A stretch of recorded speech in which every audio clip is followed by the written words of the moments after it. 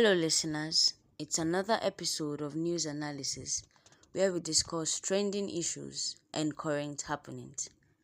On today's episode of News Analysis, it has been noted that the Ariwa People's Assembly has written an open letter to President Bola Ahmed Tinubu urging him to remove and sack the Chief of Naval Staff.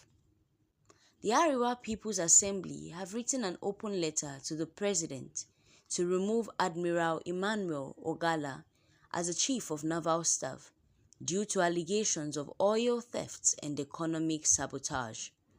The Nigerian Navy has been accused of colluding with criminals to steal crude oil in the Niger Delta, hindering the country's economic growth. Admiral Ogala, appointed by President Tinubu in June 2023, has been criticized for failing to address the naval involvement in oil theft.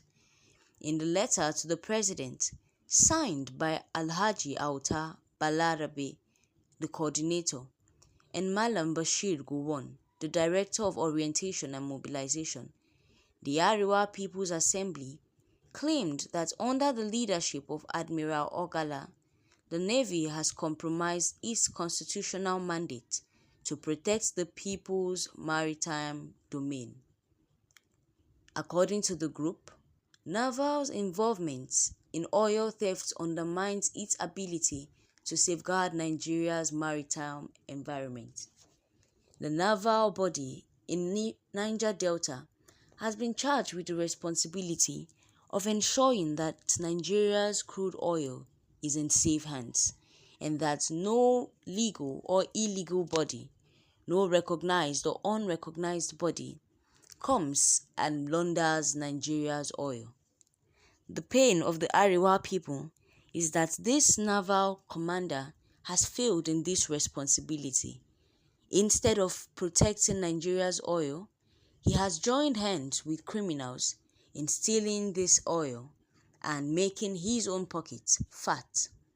The Ariwa People's Assembly therefore demanded the immediate sacking of the admiral, citing his failure to address the Navy's involvement in oil theft, and they advocated for a change in leadership and a thorough overhaul of the Navy's structure to ensure accountability and reforms. They wrote that we, the Ariwa People's Assembly, at a special session of its council held on the 20th November 2024, and given the bold commitment to reverse the downturns confronting the nation's economy through their well-intended reforms, right from Kaduna, to bring to your attention the unparalleled and unpardonable acts of criminal sabotage fostered by men of the Nigerian Navy, who brazenly collude with criminals to steal crude oil in the Niger Delta. The Ariwa Group have said that despite celebrating the milestone of the nascent 1.8 million barrels per day, Nigeria's oil production would have toppled the projected amount if the Nigerian Navy had complemented the efforts of the ad hoc private security organization saddled to monitor and protect the nation's pipeline infrastructure.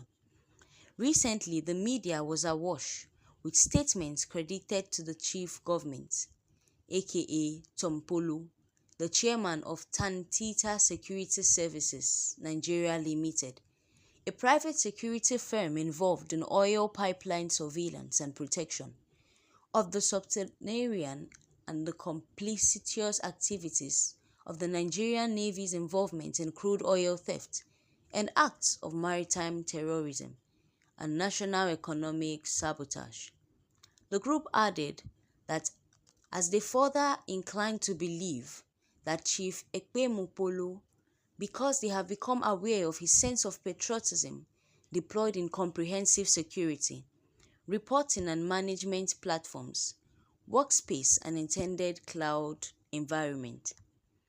They sent an open letter to the President, Bola Ahmed Tinubu, asking for the sack and the impeachment of this particular admiral, stating that he has failed the country, that if a private organization and other ad hoc staffs are thriving for the protection of Nigeria's assets, why should Nigerians' own elected body use their hands to tear down the country?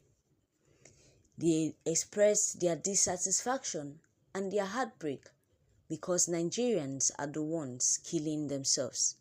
This particular admiral was handpicked by the president because he was trusted and entrusted to protect Nigeria's good. Why is it now that it's the private bodies that are protecting the great assets of this great country? We are yet to receive any feedback from the Nigerian presidency as to whether he would sack him or not, demote him or not, seeing that he handpicked him himself. If evidence pointing to these are actually true and valid, then the presidency should step up and protect the rights of the Niger Delta and Nigeria at large.